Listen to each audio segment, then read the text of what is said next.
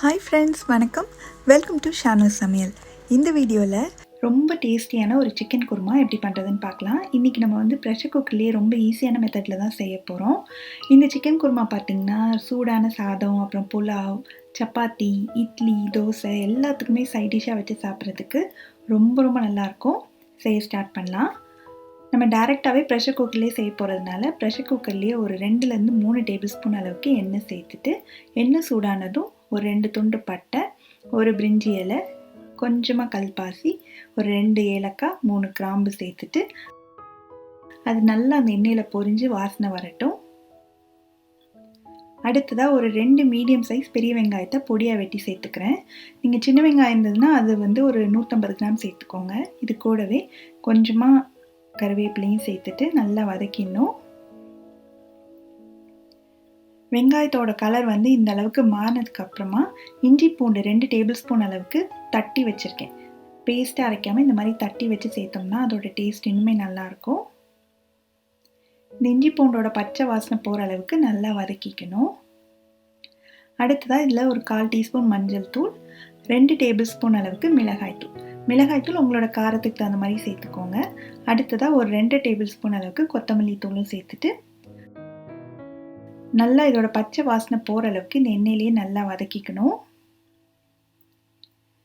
நம்ம சேர்த்துக்க பொடி கருகாமல் இருக்கணும் அப்படின்னு நினச்சிங்கன்னா கொஞ்சமாக மட்டும் தண்ணி சேர்த்து வதக்கணும்னா நல்ல ஒரு பச்சை வாசனை போய் வதங்குற அளவுக்கு நம்மளுக்கு கருகாமல் இருக்கும். இப்போது நல்லா வதங்கிடுச்சு, நல்ல ஒரு சூப்பரான ஸ்மெல் வர ஆரம்பிச்சிச்சு. இந்த அளவுக்கு வதக்கிட்டு அடுத்து தக்காளி சேர்க்கணும். நான் ஒரு 2 குட்டி தக்காளியை பொடியாக வெட்டி வச்சுருக்கேன், அதையும் சேர்த்துடலாம். இந்த தக்காளியும் நல்லா மசிஞ்சு ஓரங்களில் எண்ணெய் கசிஞ்சு வரணும், அந்த அளவுக்கு நம்ம இதை வதக்கி விட்டுறணும். இப்போ பார்த்திங்கன்னா நல்லா மசாலா வதங்கி ரெடி ஆயிடுச்சு. அடுத்ததாக சிக்கன் சேர்க்கணும். நான் ஒரு 1/2 கிலோ சிக்கனை கழுவி வச்சுருக்கேன், அதை சேர்த்துடலாம். இந்த குழம்புக்கு தேவையான அளவு உப்பையும் சேர்த்துட்டு நல்லா அந்த சிக்கனை இந்த மசாலாலேயே ஒரு 5 நிமிஷம் வதக்கிக்கணும். ஸ்டவ்வை மிதமான தீயிலேயே வச்சு நல்லா வதக்கி விட்டுலாம். இப்போ சிக்கன் வதங்கிட்டு இருக்கும் போதே நம்ம ஒரு மசாலா ரெடி பண்ணணும். அதுக்கு ஒரு 2லேருந்து 3 டேபிள் ஸ்பூன் தேங்காய், ஒரு 10 போல முந்திரி, ஒரு 1/2 டீஸ்பூன் சோம்பு, இது எல்லாத்தையும் தண்ணி சேர்த்து நல்லா நைஸாக அரைச்சி எடுத்துகிட்டு வந்துடலாம். இப்போ பார்த்தீங்கன்னா சிக்கன் நல்லா ஒரு 4-5 நிமிஷமாக வதங்கிடுச்சு எண்ணெயிலேயே. இந்த அளவுக்கு வதக்கினதுக்கு அப்புறமா ஒரு 3/4 கப் அளவுக்கு தண்ணி சேர்த்துக்கலாம். நல்லா கலந்து விட்டுறணும்.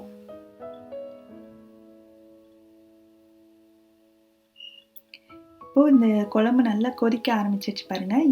இந்த ஸ்டேஜில் நம்ம அரைச்ச தேங்காய் விழுதையும் சேர்த்துட்டு